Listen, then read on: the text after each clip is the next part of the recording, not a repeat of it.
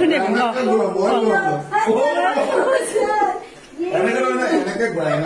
এনেকে কৰা তাৰপিছত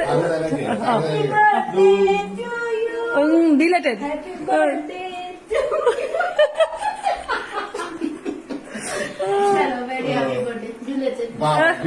ধুনীয়াকে পজ এটা এই এডালে কি মুখখন ফুলাই চুলাই পজ দিয়ে